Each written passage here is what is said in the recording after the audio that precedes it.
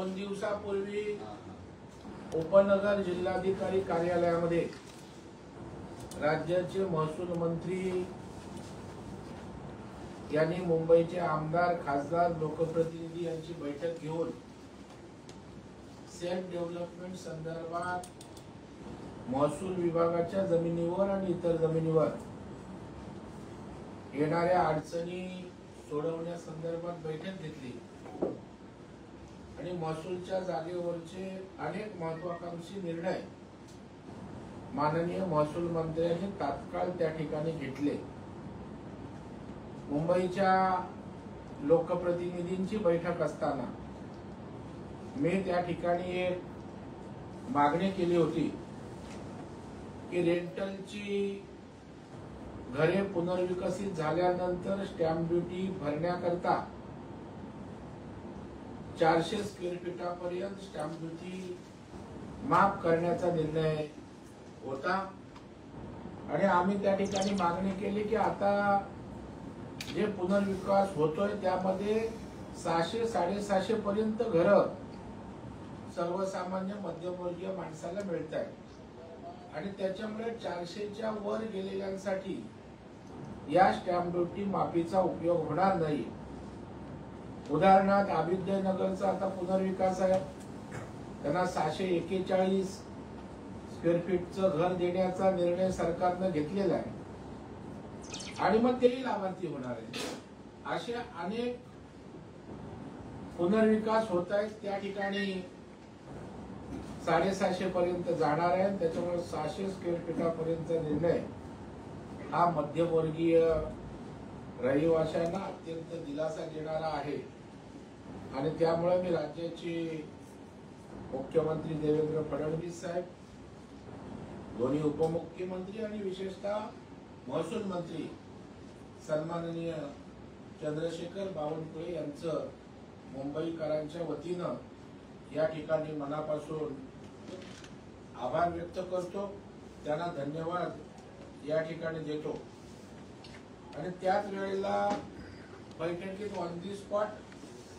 मंत्री महोदयांनी जाहीर केलं होतं की अशा प्रकारची परिपत्रक आम्ही काढू आणि ते परिपत्रक या ठिकाणी तात्काळ काढून गतिशील शासन सर्वसामान्य रहिवाशांच्या बाबतीत असल्याचं या ठिकाणी सिद्ध केले।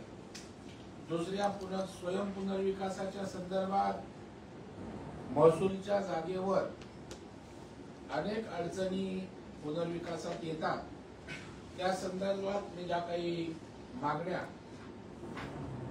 महसूल मंत्र्यांच्या बैठकीत केल्या होत्या त्यापैकी 11 मागण्या, जवळपास 14-15 मागण्या केल्या। काही मागण्यांची त्यांना तपासणी कायदेशीर तांत्रिक बाबू तपासायच्या म्हणून राहिल्या, परंतु ज्या 11 निर्णय झाले ते मी आपल्या माध्यमातून मुंबईकर महाराष्ट्राला सांगू इच्छितो।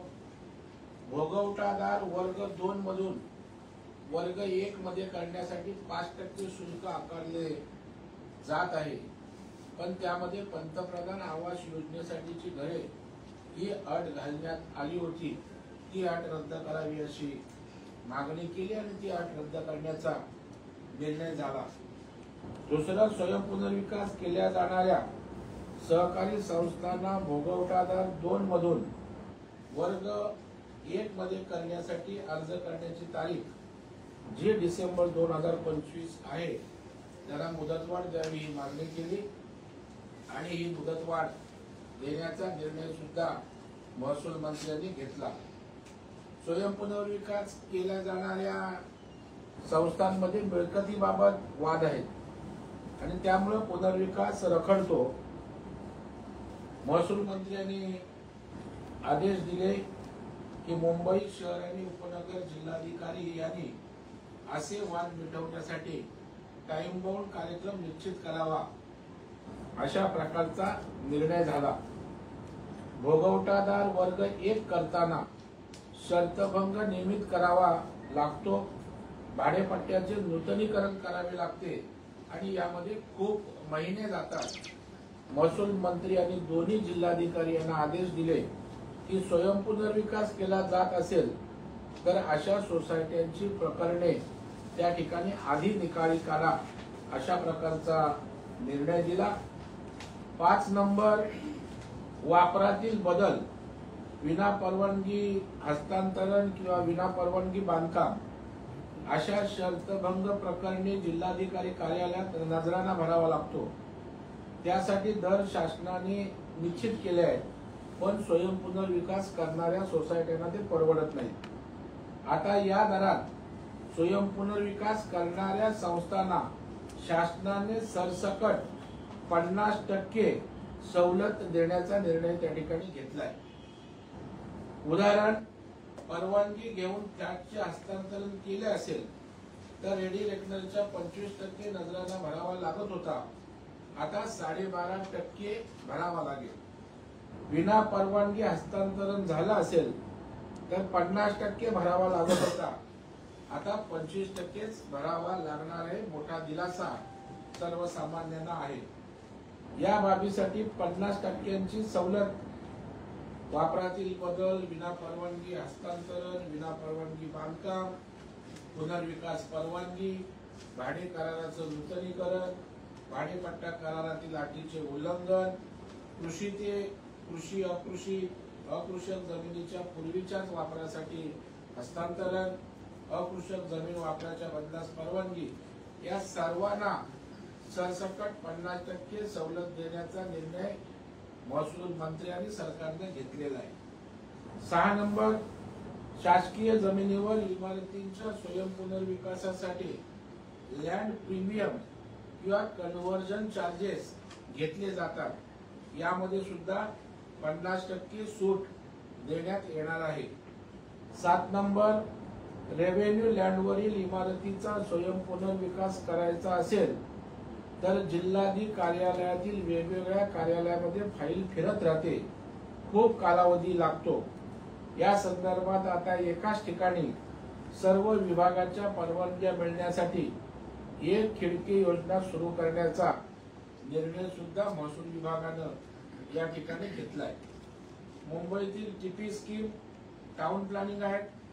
नवीन सर्वे नंबरनुसार प्रॉपर्टी कार्ड मिळण्यात अडचणी येतात होत्या, आता नवीन सर्वे नंबरनुसार मालमत्ता पत्रक ऑनलाईन दिलं जाणार आहे. 9 नंबर, लीज नूतनीकरण, शर्तभंग, मालकी या संदर्भात न्यायालयात प्रकरण आहेत. या सोसायट्यांना पुनर्विकास करता येत नाही की लिटिगेशन आणि भानगडीत अडकून असतात. आता न्यायालयाबाहेर तडजोडीची योजना जाहीर करण्याचा निर्णय मंत्री यांनी घेतलाय. दोन्ही पार्ट्यांना बोलवून सेटलमेंट त्या ठिकाणी सरकारने मध्यस्थी करून करावं, अशा प्रकारचा निर्णय झाल्यानं प्रकल्पही गतिमान पद्धतीनं विकसित होतील. 10 नंबर, शासकीय जमिनीवरील इमारतींच्या स्वयंपुनर्विकास जलद गतीने होण्यासाठी स्वयंसमूह पुनर्विकास प्राधिकरणात स्वतंत्र सेलची निर्मिती करण्यात येणार आहे आणि त्यामध्ये उपजिल्हाधिकारी आणि महसूल विभागाचे अन्य अधिकारी असतील, जेणेकरून महसूल. आणि शेवटचा 11वा निर्णय, आमची मागणी अशी होती की लीज नूतनीकरणासाठी 1 कोटी रुपये लीज फी असलेल्या फाईल्स मंत्रालयात होत्या आणि त्यामुळे प्रोसेसमध्ये खूप वेळ जायचा. आता स्वयंपुनर्विकासाच्या लीज नूतनीकरणाच्या फाईल्स क्लिअर करण्याचे अधिकार महसूल मंत्री यांनी जिल्हाधिकाऱ्यांना दिलेले आहेत. त्यामुळे हा फाईलचा प्रवास त्या ठिकाणी थांबून वेळ वाचणार आहे आणि त्यामुळे स्वयंपुनर्विकासाच्या माध्यमातून पुनर्विकसित होण्याकरता आता अनेक अडचणी दूर झालेल्या आहेत.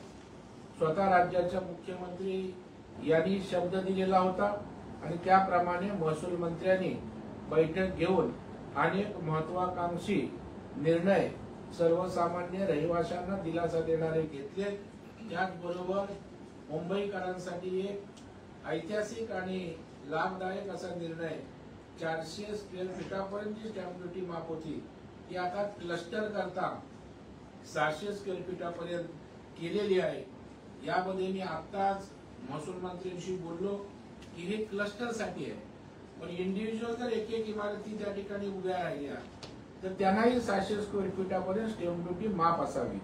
त्याचबरोबर स्वयंपुनर्विकास आता एक एक बिल्डिंग पण उभी राहील. त्याच्यामुळं 4-4, 5-5 बिल्डिंग पण एकत्रित क्लस्टर होईल.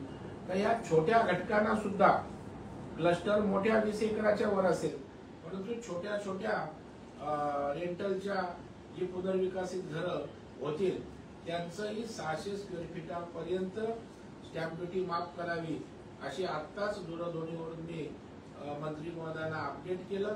त्यांनी त्या बाबतीत आपण मागणी द्या. निश्चितच या बाबतीत सुद्धा सकारात्मक निर्णय घेऊ अशा प्रकारचं आश्वासन माननीय सरकार महसूल मंत्री चंद्रशेखर बावनकुळे साहेबांनी दिलंय. मी तमाम मुंबईकरांच्या वतीनं माननीय महसूल मंत्र्यांचं, माननीय मुख्यमंत्री देवाभाऊ आणि दोन्ही उपमुख्यमंत्र्यांचं या ठिकाणी मनापासून आभार व्यक्त करतो. त्यांना धन्यवाद देतो. तुम्ही अध्यक्षपदी आल्यानंतर एक मोठा निर्णय झाला असं म्हणावं या सगळ्या संदर्भातला, आणि स्टँड अलोन इमारती आहेत त्यांना सुद्धा याचा फायदा होईल भविष्यात. हो, 100% स्वयंपुनर्विकास आज जो गतीनं होतोय त्याचे सर्वस्वी श्रेय राज्याचे मुख्यमंत्री देवेंद्र फडणवीस साहेब यांना आहे, दोन्ही उपमुख्यमंत्री आणि सरकारला आहे. आणि त्याच्यामुळेच माननीय चंद्रशेखर बावनकुळे साहेबांनी तातडीनं बैठक घेऊन जवळपास 11 स्वयंपुनर्विकासासाठी लाभदायी ठरणारे, सर्वसामान्य रहिवाशाला दिलासा देणारे निर्णय त्यांनी 2 दिवसापूर्वी जिल्हाधिकारी कार्यालयामध्ये घेतलेले आहेत.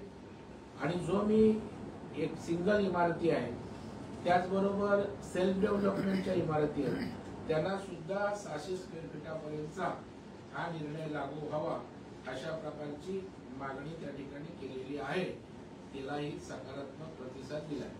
राजकीय प्रश्न विचारायचा आहे. एकनाथ शिंदे यांनी काल अमित शहा यांची भेट घेतली. यावर उद्धव ठाकरे यांनी टीका केलेली आहे. आता बाबा मला मारलं अशी तक्रार एकनाथ शिंदे यांनी अमित शहाकडे केली असं वक्तव्य दिलं. मला वाटतं उद्धवजी ठाकरे साहेबांना जुने दिवस आठवत असतील. तेही असं कदाचित राज ठाकरे साहेबांचा धंदावर सुरू होता तेव्हा आदरणीय बाळासाहेबांना बोलले असतील, बाबा मला मारलं. त्याच्यामध्ये तुम्हाला पुनर्रोक्ती त्यांनी केली असेल. टीका केलेली आहे काँग्रेसच्या प्रदेशाध्यक्षांनी, आणि देवेंद्र फडणवीस हे शॅडो मुख्यमंत्री, अमित शहा राज्य चालवतात असं म्हणतात. नाही, मला वाटतं काँग्रेसच्या प्रदेशाध्यक्षांनी पहिलं आत्मपरीक्षण करावं. आमचे मुख्यमंत्री काय आहेत हे महाराष्ट्रातील जनतेला माहीत आहे. आणि आमचे मुख्यमंत्री पंतप्रधान आणि अमित भाई यांच्या मार्गदर्शनानुसारच काम करतात. त्याच्यामुळे तुम्ही आपलं बघा, आमच्यात नाक खुपसण्याची काही आवश्यकता नाही. तुम्ही त्या ठिकाणी काँग्रेस पक्ष रसातळाला चाललाय, त्यामुळे प्रदेशाध्यक्ष म्हणून आपण कोण आहात ते पहिले तपासा. अजूनही महाराष्ट्राचे प्रदेशाध्यक्ष आपण आहात हे मला वाटतं 10 पैकी 2 माणसांना सुद्धा माहिती. पहिले आपली ओळख निर्माण करा. देवेंद्र फडणवीसांची ओळख महाराष्ट्राला पुरती झाली. महाराष्ट्राला ज्या पद्धतीनं प्रगतीकडे नेत आहे, आणि त्याच्यामुळे ते शॅडो नाही तर खरे मुख्यमंत्री आहेत. आणि आपण त्या ठिकाणी शॅडो प्रदेशाध्यक्ष आहात की काय अशा प्रकारे महाराष्ट्रातील जनतेसमोर त्या ठिकाणी आहे. नवाब मलिक यांना 4 प्रमुखांच्या जी भूमिका देण्यात आलेली आहे एनसीपी मधून. आशिष शेलार यांनी टीका केलेली की नवाब मलिक आमच्या पक्षाला चालणार नाही, आणि युतीबाबत सुद्धा ठोस निर्णय त्या ठिकाणी होऊ शकणार नाही. मला वाटतं आशिष शेलारांनी त्यांचं मत मांडलेलं आहे. जे पक्षाचे जबाबदार नेते आहेत, पक्ष म्हणून त्या ठिकाणी या संदर्भात मुंबई अध्यक्ष असतील, प्रदेशाचे अध्यक्ष असतील आणि माननीय देवेंद्रजी या ठिकाणी स्पष्ट भूमिका त्या ठिकाणी करतील. आणि मला वाटतं ज्या गोष्टी आशिषजी बोलल्या ती वस्तुस्थिती आहे हे कोणालाही नाकारता येणार नाही. राजीव बापू पाटील यांनी आपली खंत व्यक्त केलेली, मी आजारी होतो, मध्यंतरी देखील मी भाजपचं काम केलं, पण त्याऐवजी मला काही मिळालं नाही. मला वाटतं आता आमचा विषय त्या ठिकाणी संपलेला आहे. कोणी त्या ठिकाणी आता आमच्या वक्तव्यांमध्ये आगीत तेल घालून भडका उडवून देऊ नये. दोन्ही नेत्यांनी वरिष्ठ पातळीवर समंजसपणाची भूमिका घेतलेली आहे, आणि त्याच्यामुळे आम्ही तिन्ही पक्ष समन्वयातूनच काम करणार आहोत हे पुन्हा एकदा मी अधोरेखित करतो. एकनाथ शिंदे यांनी आपल्या पदाधिकाऱ्यांना आता आदेश दिले की कुणीही आता पक्षप्रवेश करून घेता कामा नये. आत्ताच तुमचा प्रश्न होता त्याचं उत्तर आपल्याला मिळालंय. शिंदे साहेबांनी भारतीय जनता पार्टीने तशा प्रकारे भूमिका घेतलेली की युतीमध्ये महायुतीमध्ये कुठल्याही प्रकारचा वादंग वितुष्ट होणार नाही याची काळजी घ्यावी आणि तशा पद्धतीने घेतली. काँग्रेसच्या मुंबई अध्यक्ष वर्षा गायकवाड यांनी शरद पवारांची काल भेट घेतली आणि ते म्हणाले की आम्ही एनसीपी सोबत यायला तयार आहे, पण मनसे सोबत आम्ही जाणार नाही, कारण त्यांनी प्रांतवाद केलेला आहे आणि उत्तर भारतीयांबाबत त्यांनी जी भूमिका घेतली ती मान्य नाही. मला वाटतं भांबावलेला काँग्रेस पक्ष आपण बघतोय, काय भूमिका घ्यावी हे त्यांना कळत नाही.